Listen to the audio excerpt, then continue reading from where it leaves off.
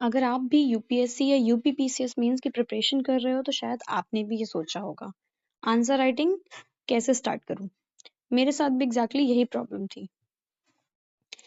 काफी दिनों से ये रिसर्च कर रही थी कि आंसर राइटिंग का सही प्रोसेस क्या है, यूट्यूब वीडियोस देखे, टॉपर्स की कॉपीज देखी, लेकिन जितना देख रही थी उतना ही कंफ्यूज होती जा रही थी।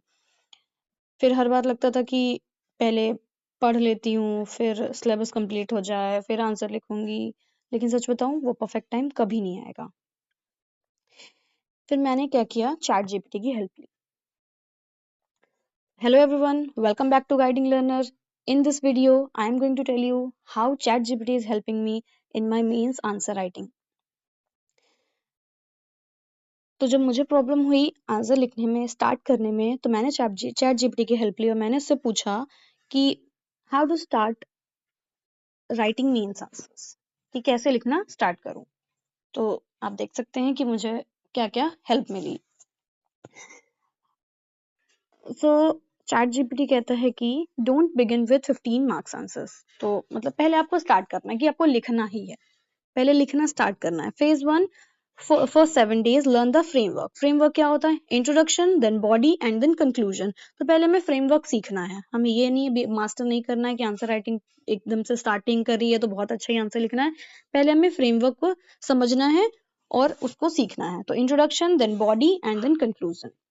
जैसे कि यहाँ पे एग्जाम्पल दे रखा है ना, why did the Surat split occur in 1907।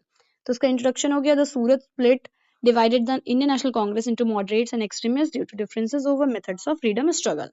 And then body में हम ये 3-4 points mention कर सकते हैं, 4 to 6 points as headings। उसको फिर आपको define भी करना है। Differences in ideology, boycott movement, स्वदेशी movement, national education, dispute over Congress president। तो ये हो गया body। Conclusion में the split weakened the Congress temporarily, but later both groups reunited at the Lucknow session. मतलब कंक्लूजन जो है आपका वो पॉजिटिव होना चाहिए, थोड़ा नेगेटिव नहीं जाना चाहिए। तो आप देख रहे हैं कि ना, notice that this answer is simple not literary. तो ये आंसर सिंपल है। Why did Surat split occur in 1907। तो मैंने कुछ रिसेंट सर्चेस मॉडर्न हिस्ट्री के किए हुए थे सूरत स्प्लिट के भी, तो यहाँ चैट जीपीटी ने मुझे उससे रिलेटेड एग्जाम्पल दे दिया। फेज 2 में आपको क्या करना है, पहले क्या था, फ्रेमवर्क सीखना है। फेज 2 में राइट एवरी डे, रोज लिखना है, एक आंसर लिखना है पर लिखना है। You can write as many you want, पर एक आंसर तो लिखना ही है डेली।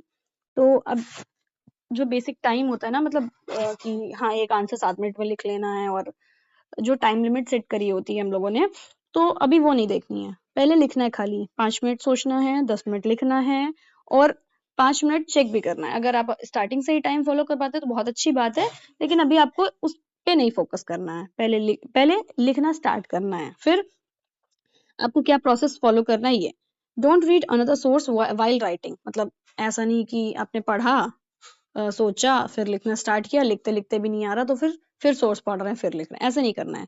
एक बार में 1 गो में जितना आ रहा है उतना लिखना है। इम्प्रूव ग्रेजुअली फेज 3 में, after 20 to 30 answers start adding. अभी क्या था, फ्रेमवर्क सीख लिया हमने, introduction, then body and then conclusion. अब क्या करना है, अब इम्प्रूव करना है उस आंसर को, थोड़ा सा और अच्छा बनाना है उस आंसर को। तो क्या करना है, flow charts, maps, articles, committees, data, current affairs, ये सब करना है। तो ये पहले दिन से नहीं करना है। अभी 20-30 आंसर्स लिख लिए आपने, आपने जब भी लिख लिए हो तो आपको ये, या आपको जब भी सही लगे कि हाँ अब आंसर लिखना आ रहा है, तो आपको ये ऐड करना है। यहाँ पे इसने मुझे कुछ टारगेट दे दिए हैं, वही मॉडर्न हिस्ट्री के टॉपिक से रिलेटेड। तो आप अपने अकॉर्डिंग कर सकते हैं। आप जो भी सब्जेक्ट पढ़ रहे हैं, जो भी आपका GS 1, 2, 3 जो भी आपका कंप्लीट हो गया, आप उस अकॉर्डिंग भी कर सकते हैं। कि चैट जीपीटी से आपने टॉपिक सजेशन मांग लिए तो ये आपको सजेस्ट कर देगा कि ये टारगेट रख सकते हैं आप।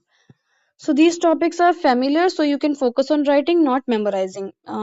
चैट जीपीटी को पता है ना कि I am familiar with these topics, so मुझे राइटिंग करने के लिए ऐसा सजेशन मिला है, not memorising.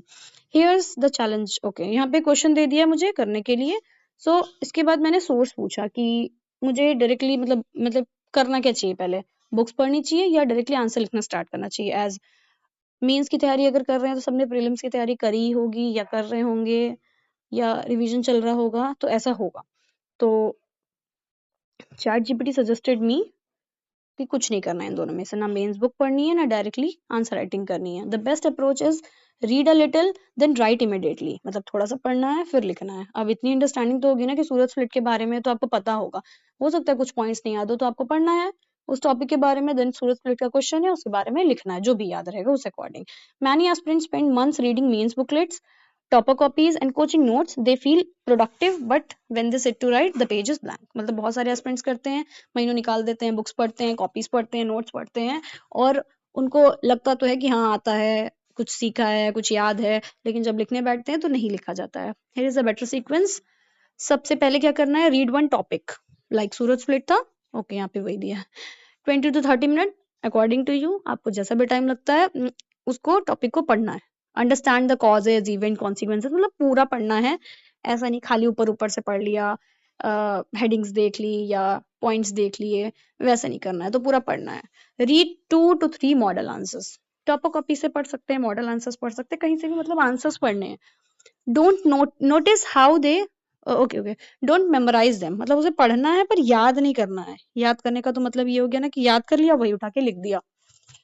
Notice how they structure the introduction, body and conclusion. अब उसको, जिसका भी आप आंसर पढ़ रहे हैं, मॉडल आंसर पढ़ रहे हैं या फिर टॉपर का पढ़ रहे हैं, तो उसका इंट्रोडक्शन, बॉडी और कंक्लूजन देखना कैसे लिखा हुआ है। Close the booklet, now write your own answer for from memory in 10 to 15 minutes according to you. आप जितना टाइम लेना चाहें उतना टाइम ले सकते हैं। पढ़ लिया आपने, उसके बाद में उसको लिखना है। अब compare your answer with the model answer, जो भी आपने आंसर पढ़े थे मॉडल या फिर टॉपर के, आपको उससे कंपेयर करना है कि आपने कौन कौन से पॉइंट मिस कर दिए जो आपको लिखने चाहिए थे जरूर। मतलब ऐसा तो नहीं है कि सारे पॉइंट्स आप लिखेंगे, बहुत सारे पॉइंट्स भी होते हैं किसी किसी टॉपिक्स में, तो आपको कौन से जरूर लिखने चाहिए थे या आपको नहीं याद आ रहा, तो आपको वो पॉइंट्स जो है वो आपको कंपेयर करने हैं, मतलब आंसर्स को। Rewrite only if there are major gaps, ठीक है। आपको, आप अभी तुरंत नहीं राइट करते, आपको समझ में आ रहा है ये गैप्स है, तो आप अगले दिन एक हफ्ते बाद फिर से उन क्वेश्चंस को दोबारा से लिख सकते हैं। This cycle builds both knowledge and answer writing skill. So ChatGPT suggested me, since you are a beginner, I suggest this for the first month. First month के लिए दिया है 70% study the subject and 30% time write 1 or 2 answers daily.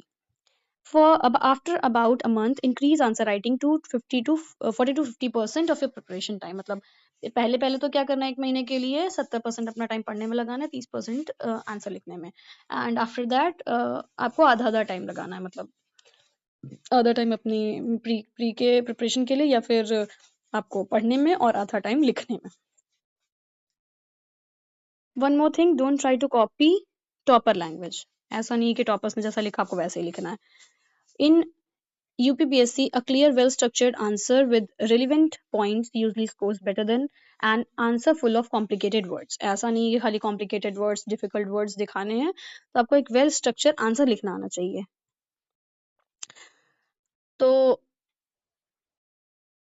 I asked कि घटना चक्र क्या sufficient होगी कि नहीं होगी, तो ChatGPT को लगा that I am asking for घटना चक्र जो कि प्रीलिम्स के लिए है। तो वो तो ऑब्वियसली प्रीलिम्स के लिए एक्सेलेंट है, बट नॉट फॉर मेंस। तो यहाँ पे वही मुझे आंसर मिला है कि हिस्ट्री के लिए गुड बेस है, ज्योग्राफी के लिए फैक्ट्स यूजफुल हो सकते हैं, पर मैप्स और एक्सप्लेनेशन नहीं होंगी उसमें, पॉलिटी में भी नहीं होगा ऐसा, इकोनॉमी और एथिक्स तो होगा ही नहीं, and UP special good for facts but add current developments and examples. तो ChatGPT ने समझा I am asking for prelims Ghatna Chakra, but मैंने उसके लिए पूछा था मेंस की जो घटना चक्र है उसके लिए। Yes, that changes the answer. You are referring to Ghatna Chakra UPSC mains booklet that contains तब ChatGPT ने मुझे क्या आंसर दिया, these are much useful than prelims घटना चक्र books. तो you can refer Ghatna Chakra for your mains answer writing. मतलब उसमें क्या है, उसमें आपको एक्सप्लेनेशन भी दिया हुआ है लाइक नोट्स, एंड उसके बाद में आपको जो प्रीवियस ईयर क्वेश्चंस हैं फॉर द पर्टिकुलर टॉपिक वो आपको दिए हैं, और मॉडल क्वेश्चंस भी कुछ कुछ दिए हैं। तो are they sufficient for GS paper 1 to 4? They are sufficient as foundation. तो ChatGPT का कहना है they are sufficient, especially if your goal is UPPSC, for especially for UPPSC they are sufficient. They are designed around UPPSC pattern and cover many recurring themes. However, you should use them in a right way. Don't read them like a textbook.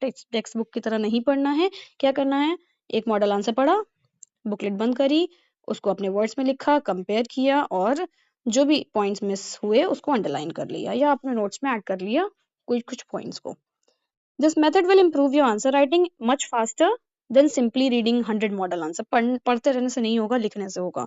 Also eight जब अभी हमने ऊपर देखा ना process phase 1 phase 2 phase 3 में क्या करना है, तो फिर उसके बाद में आपको क्या करना है, करंट अफेयर्स के एग्जांपल्स भी ऐड करने शुरू करने हैं, यूपी स्पेसिफिक एग्जांपल्स भी, जो आपका पेपर 5 और 6 है. माय रिकमेंडेशन क्या रिकमेंडेशन है, if you have complete set of Ghatna Chakra UPPSC mains booklet, you don't need to buy any another coaching material immediately. तो मतलब एक सोर्स पर रिलाई करना है, ये नहीं अलग अलग सोर्सेज देखने हैं, उससे कुछ नहीं होगा, उससे खाली कंफ्यूजन क्रिएट होगा. फर्स्ट फिनिश द घटना चक्र मींस बुकलेट, राइट पीवाईक्यूज, उसको घटना चक्र की मींस बुकलेट फिनिश करनी है, पीवाईक्यूज लिखने हैं, मॉडल क्वेश्चंस को भी लिखना है, ऐसा नहीं सिर्फ पीवाईक्यूज करने हैं. पीवाईक्यूज पहले करने हैं, revise them 2 to 3 times. Only if you later find gaps in subjects जैसे कि ethics, essay या economy, add a specialized source. अभी भी आपको लग रहा है कि गैप है तो आपको sources add करने हैं.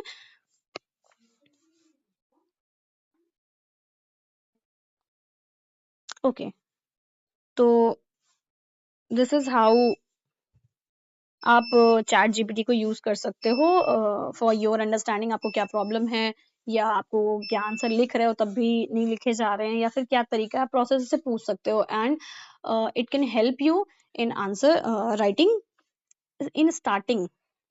आपको शुरू करने में भी हेल्प कर सकता है. और आप इसमें क्या कर सकते हो कि आप अपना आंसर लिख करके चैट जीपीटी को सेंड कर सकते हो for the evaluation process which I am using. तो आप क्या करें, डेली आंसर लिखें, चैट जीपीटी को अपना क्वेश्चन प्लस आपने जो आंसर लिखा है वो भेजें and ask it to evaluate. तो ये आपका आंसर आपको इवैल्यूएट करके बताएगा, आपको स्कोर भी करेगा, आपको करेक्शंस भी देगा, और आपके क्या क्या आप चीजें और ऐड कर सकते थे, कैसे अपने आंसर को अच्छा बना सकते थे, वो भी आपको बताएगा. सो मैंने भी वही चीज करी है. I have started answer writing in which ChatGPT is helping me, and you can join me in this process or in the series. I am thinking to start the series जिसमें मैं रोज जो खुद आंसर लिखूंगी. I try कि मैं पहले से question को पोस्ट कर दूं, जैसा भी आपको सही लगे बताना, या तो रील्स में या फिर वीडियोस में या फिर सीधे पोस्ट में यूट्यूब पे ही. आई विल पोस्ट क्वेश्चन जिसका मैं खुद भी आंसर लिखूंगी. आप भी मुझे ज्वाइन करना चाहें कर सकते हैं, आप खुद भी आंसर लिख सकते हैं. And after that I will share my answer in the video, और फिर आप भी उसमें अपना भी स्कोर बता सकते हैं कि आपका स्कोर क्या रहा. सो जैसा भी आपको सही लगे please comment that, and I will be sharing my own journey in mains answer writing of mains answer writing. So yeah, that's it for the video. मिलते हैं नेक्स्ट वीडियो में. Till then bye bye and keep learning.